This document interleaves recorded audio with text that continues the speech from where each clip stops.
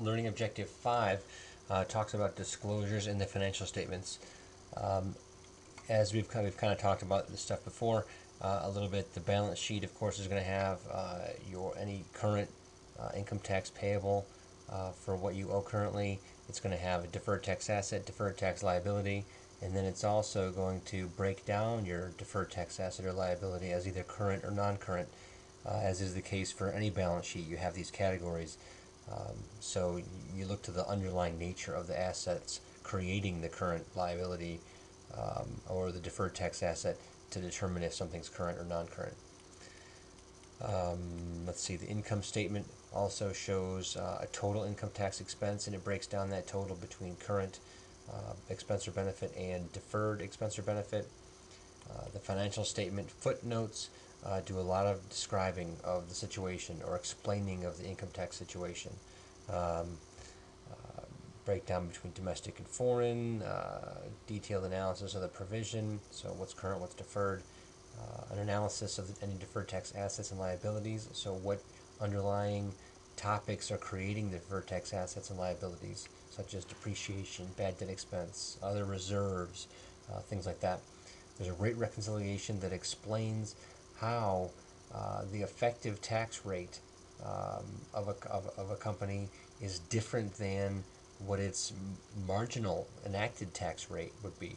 In other words, why can't someone look at a company's tax expense and just assume it's 35% of whatever book income was? This rate reconciliation identifies the issues that, or the items that cause the effective tax rate to be different than the marginal tax rate. Let's see, here's the process of determining your book tax expense that we've talked about so far, some examples of effective tax rates for some popular companies. And then let's look at this example right here as a means of really getting the whole picture of how a company goes about computing its total provision or income tax expense, its current piece, its deferred piece, and what the financial statement disclosures in the footnotes will look like. So you have this company, Box. It owns 100% of Paper, which is a foreign corporation. Box is taxed at 35% in the U.S. The Irish rate is 10%. Okay, so we start off with book income before taxes of the two separate companies. There are some permanent differences, and this is relating to Box because these are U.S. tax laws here. Meals and entertainment is not deductible. That's added back. Municipal bond interest income is not taxable. That's subtracted out. You've got some temporary differences that'll flip in future years. Tax depreciation in excess of book gives you a bigger deduction this year. Book in excess of tax bad debt expense means you don't get to deduct $10,000 of bad debt expense that was included in book income. The hand is sticking again, there you go.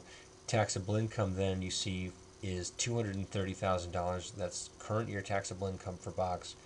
The federal rate, that's the federal current tax liability. This is Paper's tax liability currently. We don't know what the Irish rules are and if they've got, if they've got differences for things like this too. So we just simplify and say 10% according to the facts of the problem. So $100,500 is the current tax expense, and then we look at what's the deferred. The deferred tax expense is figured out by taking the change in your from your beginning of the year items that are going to flip in the future, and looking at how those items changed in arriving at your end of year numbers. So I think I'm going to continue with this discussion of how you analyze this deferred on the next video.